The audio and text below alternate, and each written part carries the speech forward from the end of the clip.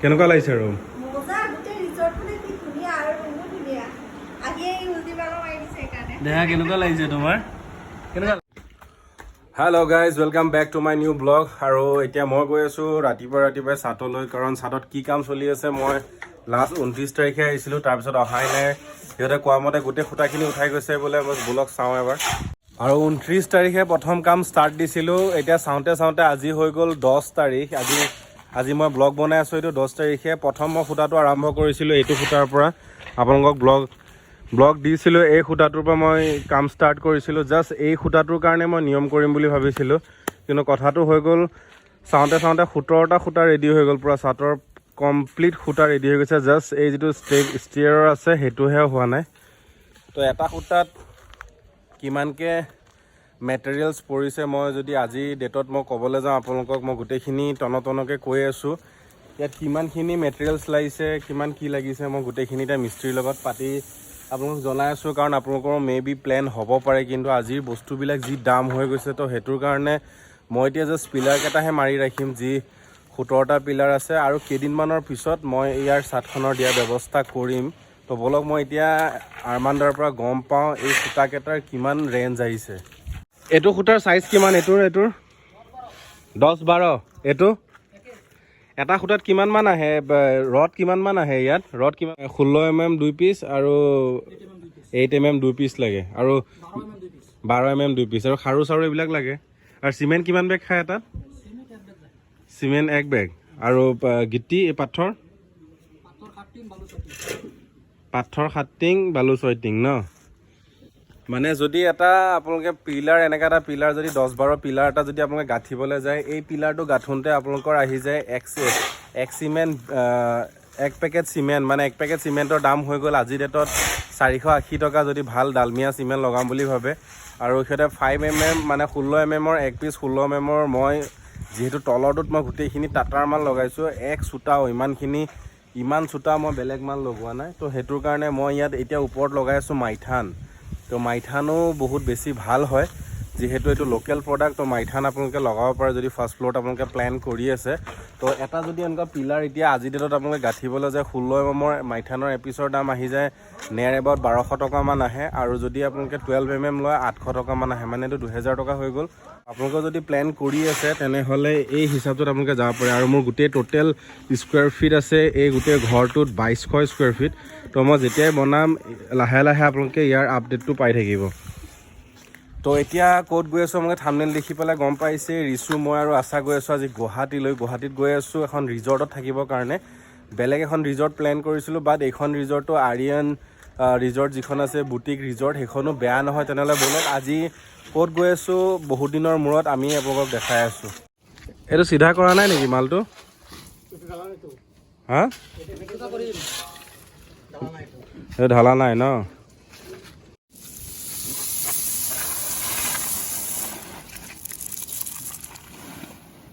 আৰু যদি আপোনালোকে প্লেনিং কৰি আছে এনেকৈ ঘৰ বনোৱাৰ ফাৰ্ষ্ট ফ্ল'ৰ, তেনেহ'লে আৰমানদাক আপোনালোকে কণ্টেক্ট কৰক। মই তেওঁৰ নাম্বাৰটো ডেছক্ৰিপশ্যনত দি দিছোঁ, বহুত ধুনীয়াকৈ কম খৰচত বনাই দিব। আৰু ফাইনেলি যাবৰ কাৰণে আমি ওলাই আহিলোঁ এইফালে। ৰিচু, মই আৰু ৱাইফ। মুখখন চাওক, কি ফাৰ্ষ্ট টাইমৰ কাৰণে ট্ৰেভেল কৰি আছে, তাকো কৰি আছে গুৱাহাটীত। তো ৰাস্তাত যিহেতু ল'ৰা আছে, সি বাচ্ছা হৈ আছে, সৰু হৈ আছে, তো সেইকাৰণে গোটেই বস্তুখিনি গাড়ীতে লৈ লৈছোঁ। আৰু ফ্ৰুট চুজ গোটেইখিনি লৈছোঁ। আৰু কি লৈছোঁ মই গোটেইখিনি আপোনাক দেখুৱাম। মানে আমি হয়তো লাঞ্চ কৰিব নোৱাৰিবও পাৰোঁ ইয়াৰ কাৰণে। গাড়ী চাওক পূৰা ভৰ্তি হৈ গৈছে, মাত্ৰ এদিনৰ কাৰণে গৈ আছোঁ। বিশেষকৈ মেক্সিমাম 70% তাৰে কাপোৰ আছে, কাপোৰৰ পৰা লৈ খোৱা বস্তুৰ পৰা লৈ। ব'লা ৰিচু। টি চাৰ্ট দেখিছে নহয়, টি চাৰ্ট বমি কৰি দিয়ে বুলি এখন ওপৰত দি আনিছোঁ। আৰু আহি আমি এতিয়া পালোহি জাষ্ট মিছা আহোঁতে আমি ফাৰ্ষ্ট ব্ৰেক লৈ ল'লোঁ। এটা বহাই দিছোঁ, একদম পূৰা মানুহ চাই আছে। হয় বেটা, এইফালে চোৱা দেহা, এইফালে আৰু লগত লৈ লৈছোঁ কল্ড ড্ৰিংকছ। আৰু এইফালে দেখিছে ন, এয়া ৰিচুক মই পিছফালে চিফ্ট কৰি দিলোঁ, ৰিচু আৰু আশাক। মানে কথাটো হৈ গ'ল, আপোনালোকে যেতিয়া এনেকুৱা সৰু বাচ্ছা লৈ পেলাই ট্ৰেভেল কৰিব, যেতিয়া যিমান লং ডিষ্টেঞ্চত গৈ থাকিব, এই যিখন চিট থাকে ক্ৰ' পেচেঞ্জাৰ চিটত প্ৰায় নবহাব। মানে এটা কাৰণেই, কাৰণটো হৈ গ'ল বাচ্চাক সদায় কমফৰ্ট লাগে। আমি যিহেতু 3 ঘণ্টা একেলগে কৰিলে আমাৰ বেক পেইন আহি যায়, তো সেইকাৰণে একদম কমফৰ্টৰ কাৰণে বেকত লৈ যাব এনেকৈ, বেকত লৈ গৈ এনেকৈ গাৰু চাৰু দি পেলাই বাচ্চাক লৈ পেলাই যাব। তো এইটো কাম নকৰিব। চ' সেইকাৰণে জাষ্ট 1 ঘণ্টাহে আমি তাক ইয়াত ৰাখিলোঁ। তো ধুনীয়াকৈ কমফৰ্ট আছিলে, কিন্তু গামোচা চামোচা আমি চব দি দিছিলোঁ। তাৰপিছতো নাই ভাবিলোঁ ইয়াত দিয়াটো বেষ্ট হ'ব ন বেটা। এতিয়া ইয়াৰ নখ কাটা কাটিব আছে, নখ কাটা কাটি কাটি গৈ থাকিম আমি।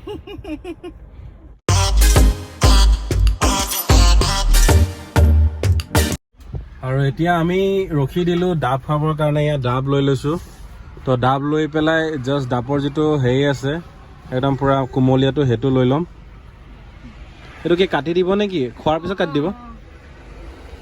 এয়া ডাব লৈ ল'লোঁ। আৰু চাওক খুৰীজনীয়ে ধুনীয়াকৈ নাৰিকলখিনি এনেকৈ ডাব নাৰিকলটো এনেকৈ ধুনীয়াকৈ উলিয়াই দিছে। আমি গাড়ীত এনেকৈ এচেঞ্চিয়েল যিবোৰ বস্তু লাগে সেইবোৰ খাই পেলাই গৈ আছোঁ। ইমান দিন গুৱাহাটী ট্ৰেভেল কৰিলোঁ, বাট এনেকৈ ৰখি ডাব কেতিয়াও খোৱা নাই। কাৰণটো এটাই যে আমাক দৰকাৰেই হোৱা নাছিলে ৰেষ্টুৰেণ্ট বা ক'ৰবাত ৰখি পেলাই ভাতেই খাই দিওঁ। তো আজি ভাত খোৱাটো পচিবল নহ'ব, সেইকাৰণে লোৱা নাৰিকলকে খোৱা। আৰু এতিয়া সময় হৈছে 2টা বাজিছে, পূৰা 2টা বাজিছে। আৰু আমাৰ লাঞ্চ হৈছে এনেকুৱা গাড়ীতে খাই আছোঁ। কাৰণটো হৈ গ'ল বেটা এফালে শুই আছে ধুনীয়াকৈ। চ' সেইকাৰণে আমি যদি খাবলৈ যাওঁ তাক উঠাব লাগিব। তো সেইকাৰণে এতিয়া পাইছোঁ জাগিৰোড। তো জাগিৰোডৰ এখন ৰাজস্থান হোটেল আৰু এখন হৈ গ'ল জৈন। তো আপোনালোকে জানেই 2খনে হৈ গ'ল। তো জাগিৰোডৰ একদম ভাল হোটেল। তো আমি তাৰ পৰা এতিয়া লৈ আনিছোঁ এনেকৈ মিঠাই আনিছোঁ। আনিব গৈছোঁ না, চব মানুহবিলাকে পৰঠা চৰঠা খাই আছে, আমি মিঠাই আনিছোঁ। পৰঠা খাব মন আছে। তো আজিৰ লাঞ্চ আমাৰ এইটোৱে মিঠাই। মানে এনেকৈ যদি আপোনালোকে ট্ৰেভেল কৰে বহুত বস্তু চেক্ৰিফাইচ কৰিব লগা হয়। তো একো নাই, বাট বেবীৰ কেয়াৰটো মেইন। তো সেইকাৰণে আমি তাক বেছি গুৰুত্ব দি আছোঁ। খোৱাটোত আমি ইমান গুৰুত্ব দিয়া নাই, জাষ্ট অলপ লৈ পেলাই হোটেল পাই যাম ঠিক 3টা মানত। তাত হোটেলত আমি বাকীখিনি কৰিম। আৰু জাষ্ট আহি আমি সোণাপুৰ এণ্ট্ৰি কৰিছোঁ। আৰু প্ৰায় 10 মিনিটৰ ৰাস্তা এটা আছে, 6.4 কিলোমিটাৰ দেখিছে নহয়। তো বলক গৈ আছোঁ তালৈ। আৰু 750ৰ পৰা আমি টাৰ্ণ ল'ব লাগিব, মানে ষ্ট্ৰেইট ৰোড, তাৰপৰা আমাৰ কাৰ্ভ হ'ব। বলক গৈ আছোঁ বঢ়িয়া জেগা এটালৈ। আৰু ফাইনেলি জাষ্ট আমি এতিয়া পাব হৈ গ'লোঁ। এই ৰোডটোতে আপোনালোকে গোটেইখিনি ৰিজৰ্ট পাই যাব। যিমান সোণাপুৰৰ ৰিজৰ্ট আছে মেক্সিমাম ৰিজৰ্ট ইফালে আছে। চ' আমি গৈ আছোঁ তালৈ এতিয়া। ব্ৰহ্মপুত্ৰ জংগল ৰিজৰ্ট এয়া চাওক। যোৱাকালি আমি ইয়াত চাইছিলোঁ, বাট ইয়াত আমি নাপালোঁ। এতিয়া আমি গৈ আছোঁ আৰিয়ান উডছ, এই বটিক ৰিজৰ্ট এইফালে আছে। এইখন চাওক বেনাৰ। তো আমি যাব লাগিব এইফালে।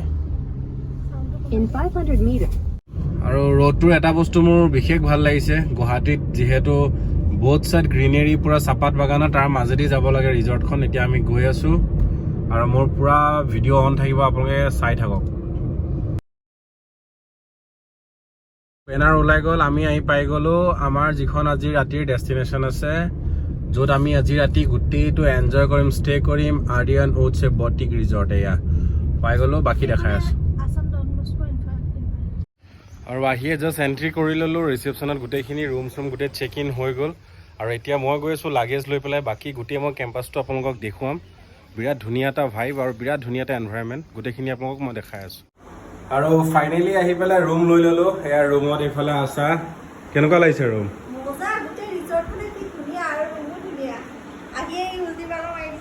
দেহা কেনেকুৱা লাগিছে তোমাৰ? কেনেকুৱা লাগিছে? তো এইটো হৈ গ'ল ৰুম। বেছি ডাঙৰো নহয়, বেছি সৰুও নহয়, ডাবল বেডৰ ধুনীয়া এটা ৰুম, এটা সৰু ফেমিলিৰ কাৰণে। আৰু বাকী মই দেখাই আছোঁ এইফালে এয়া বাথৰুম, পূৰা ৱেল মেইনটেইন আৰু পূৰা ক্লিন, নিট এণ্ড ক্লিন, বিৰাট ধুনীয়া এটা। চ' এতিয়া আমি লাঞ্চটো অৰ্ডাৰ দি দিওঁ। লাঞ্চত কি থাকিব সেইটো আপোনালোকক দেখাম। ইভিনিং ক'ত গৈ আছোঁ, কি কৰিম, সেইবোৰো আপোনালোকে পাব। ভিডিঅ'টো অকণমান আপোনালোকে চাই থাকক।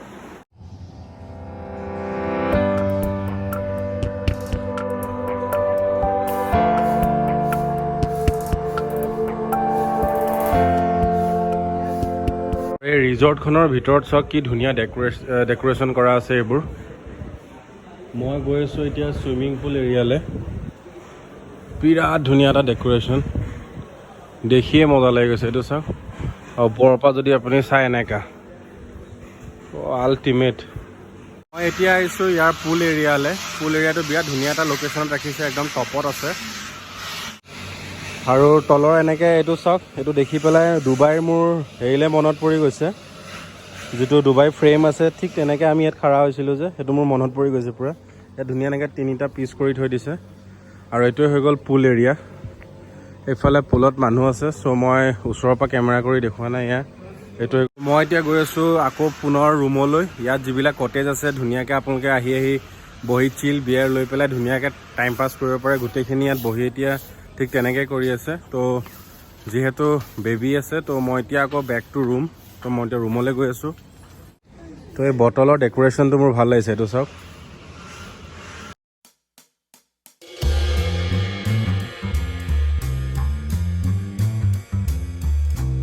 ৰেবিট পূৰা শহাপহু হৈ আছে, নাই কমেও 20-25টামান শহাপহু এনেকৈ ধুনীয়াকৈ থৈ দিছে। ৰিজৰ্টখন মই জনামতে 3 ষ্টাৰ বুলি কৈছিলে, বাট মই কনফাৰ্ম নহয়। বাট ইয়াত এটা বস্তু মোৰ বেছি বিশেষ ভাল লাগিলে, যিমানখিনি কৰিছে ইয়াত আমাৰ অসমীয়া যিটো ট্ৰেডিশ্যন আছে সেইটো পূৰা ৰাখি থৈ দিছে। এনেকৈ পূৰা বাঁহ বেত এইবিলাকেদিও এটা হেৰি এটা দিছে, কনচেপ্ট এটা দিছে। যদি আপোনালোকে ভাবে যে ইয়াত আহি পেলাই বহি খাম বুলি, ইয়াতো খাব পাৰি। চাওক ঢাৰি পাতি চাতি চব এই কনচেপ্টটো ৰাখিছে। তো এই কনচেপ্টটো ৰখাৰ কাৰণে বিশেষ এটা ভাল লাগিছে। তো এইবিলাক বস্তু আমি কেতিয়াও পাহৰি যাব নালাগে। তো এইবিলাক বস্তু একদম হাতত লৈ পেলাই চলিব লাগে। বিৰাট ধুনীয়া লাগিছে আছে, পাতেদি ধুনীয়াকৈ বনাইছে। ইমান ডাঙৰ এখন ৰিজৰ্টৰ ভিতৰত এই কনচেপ্টটো মোৰ সঁচাকৈ ভাল লাগিলে। খোৱাৰ পৰা উঠি পেলাই এতিয়া আমি গৈ আছোঁ আকৌ গুৱাহাটীৰ চিটিৰ ভিতৰত, মানে আচাহঁতৰ জেঠাইক আছে যে, তালৈ ভাত খোৱা নেওতা পৰিলে। তো তাত ভাত খাব মাতিছে। তো এতিয়া আমি তাত গৈ আছোঁ। তো বাকী চিটিৰ কিবা যদি আমি ভিডিঅ' কৰোঁ মই আপোনাক দেখুৱাম।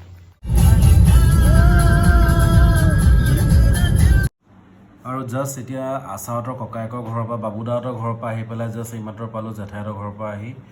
তো আহি মই ব্লগটো ইয়াতে এণ্ড কৰিছোঁ। তো গোটেইখিনি আমি একলগ হ'লোঁ, ভালো লাগিলে। তো এনেকৈ আমি গোটেইখিনি ফটো উঠিলোঁ আৰু বহুত মজ মস্তি কৰিলোঁ। বাকী ভিডিঅ' আপোনালোকে আচাৰ ব্লগটোত পাই যাব, যিটো তেজপুৰীয়া ছোৱালী বুলি আছে তাত চাই ল'ব বাকী এনজয়মেণ্টখিনি। আৰু এইটোৱে আজি ব্লগ আছিলে, গোটেইটো মই কেনেকৈ ট্ৰেভেল কৰিলোঁ তেজপুৰৰ পৰা উইথ মোৰ বেবীক লৈ পেলাই। তো মই এটা কথা আপোনালোকক শেষত ক'ব বিচাৰিছোঁ, যদি আপোনালোকে বেবীক লৈ পেলাই ট্ৰেভেল কৰি আছে তেনেহ'লে আপুনি সময়তকৈ 2 ঘণ্টা আগত আগুৱাই আহক। কাৰণ তেওঁলোকৰ কাৰণে ৰখিব লাগে 15 মিনিটৰ পৰা আধা ঘণ্টা। ৰাস্তাত আমি 4বাৰমান ৰখিছোঁ ন, 4বাৰমান আমি ৰখিছোঁ। তো সেইটো কাৰণে 2 ঘণ্টামান ঘড়ীৰ কাটাৰ আগত আহক। যদি বিশেষকৈ কেতিয়াবা যদি ৰেলৱে ষ্টেচন বা এয়াৰপৰ্টত যাম বুলি ভাবে তেতিয়াতো আৰু বেছি আগতকৈ ওলাওক। তো বাচ্চা হয় যিহেতু, তো আৰু গাড়ীৰ লিমিট একদম 60 মানত ৰাখক। তো তেওঁলোকো বহুত বেছি কমফৰ্ট হয়। তো এইটোৱে আছিলে। তো মই এনেই গুৱাহাটী আহোঁ 3 ঘণ্টাত, বাট আজি লাগিছে 4.5 ঘণ্টা। তো সেইটোৱে ভিডিঅ'টো গোটেইখিনি মই আজি সামৰি পেলাই আপোনালোকক দেখুৱালোঁ। তো কেনেকুৱা লাগিছে আপোনালোকে মোক জনাবলৈ নাপাহৰিব। Thank you, bye by.